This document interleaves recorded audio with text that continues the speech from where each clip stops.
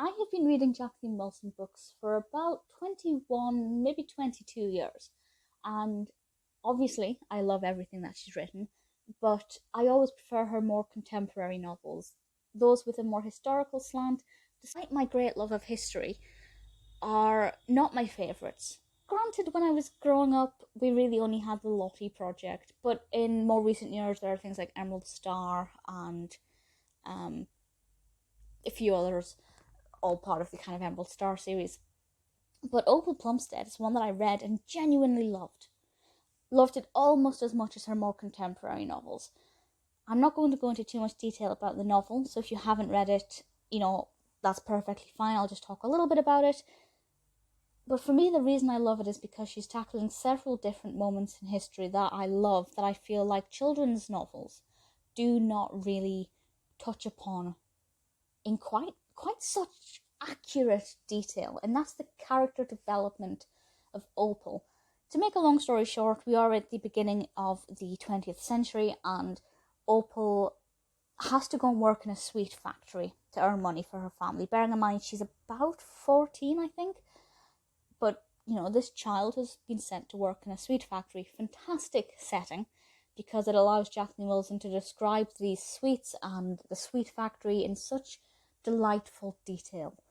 Think the little match girl meets Charlie in the chocolate factory. Not quite as extreme as that, but it's a lovely combination, and it gives us some beautiful descriptions. It will make you hungry, and I really like Opal's attitude towards this and how Opal reacts when she first begins working there, and as her eyes are opened up to the working life, but in a way that's quite childlike because she has sweets all around her. And I think it's a beautiful contrast that works so well.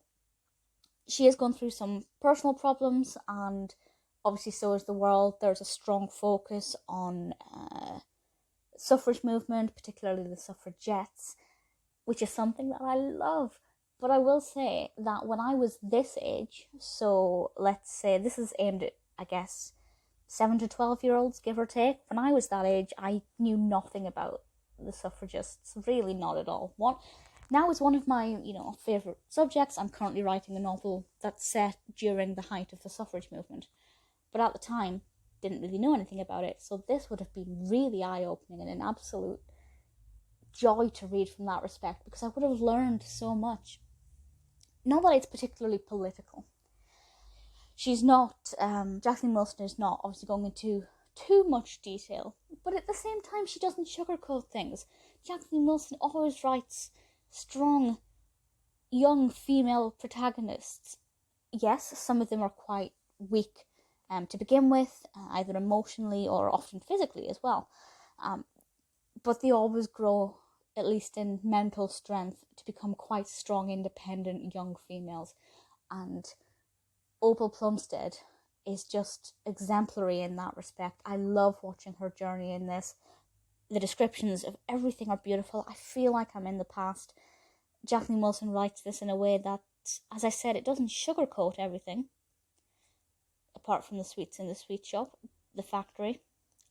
But at the same time, it's a bit more digestible and doesn't go into some of the more brutal aspects of the suffrage movement. I really thoroughly enjoyed it. I thought it was a brilliant read. Opal is a really likeable protagonist. I love her personal journey and her personal growth, and from start to finish, absolutely loved it. The Lottie Project will always hold a special place in my heart because I just have a very distinct memory of buying the book and reading the book. But I think Opal Plumstead is joint first in my favourite of Jacqueline Wilson's historical novels. Also, Nick Sharratt did an amazing job with the cover art for that. It's beautiful. Everything about this book is lovely. If you're a Jacqueline Wilson fan and you haven't read this, definitely give it a go. Opal Plumstead is an absolute delight.